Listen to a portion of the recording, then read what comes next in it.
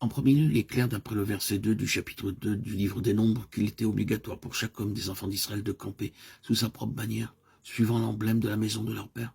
Cela signifie que chaque personne doit être à la place fixée par Dieu. Dieu dit, ne soyez pas jaloux. Dans l'Ouest américain, on dirait que les femmes n'aiment pas être des femmes, mais préféreraient être des hommes. Elles portent des pantalons d'hommes et des vestes, mais ont des cheveux coupés courts. Dieu se serait-il trompé? Chaque croyant doit être ce que Dieu veut qu'il soit, et où Dieu veut qu'il soit. Le premier nom que nous considérerons est Judas, au verset 3. Judas signifie louange, Yehuda, le louangeur. Si vous voulez devenir un vrai lévite, la première des choses à apprendre est à louer Dieu. Nous ne croîtrons pas spirituellement en entendant de beaux sermons ou en ayant de bons docteurs ou par des songes et des visions. Nous devons louer Dieu du matin jusqu'au soir. À Londres, il est très difficile de dire bonjour aux gens. La première chose qu'ils diront probablement est « Quelle sale journée !» Vous ne verrez jamais un homme souriant dire « Hello, comment allez-vous ?» Car la première chose qu'ils trouvent à dire est « Quelle journée déplorable !» Aussi, j'ai l'habitude de leur dire « Je ne dirai jamais cela. Pour moi, chaque jour est une bonne journée. » Le temps peut être nuageux ou pluvieux, un jour ensoleillé, brumeux ou froid, ou même chaud. Mais je ne dirai jamais quel jour déplorable.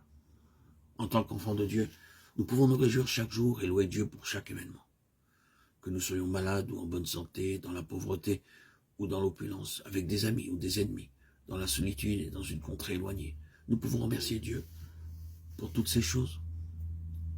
Dans 2 Chroniques 20, 15, 18, 22, nous avons une illustration vivante de la manière dont le peuple de Dieu a appris à triompher en louant Dieu. Le roi Josaphat et son peuple tremblaient de crainte en voyant l'ennemi venir sur eux, avec des armes et des armées beaucoup plus importantes que les leurs. Le Seigneur montra au roi que cela n'était pas une occasion de combat et de crainte, mais de louange et de chant. Lorsqu'ils crurent en Dieu, ils commencèrent à le louer et sortirent au-devant de l'ennemi en chantant. Loué soit le Seigneur. Le Seigneur battit l'ennemi.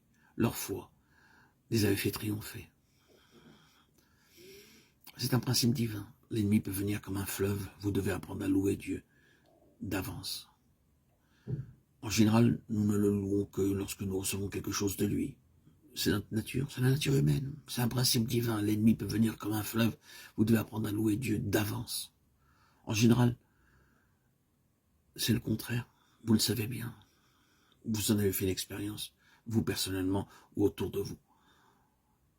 Et lorsque Dieu répond à nos prières, nous disons Dieu est bon. Et lorsqu'il tarde à répondre, nous disons tristement Dieu nous a oubliés.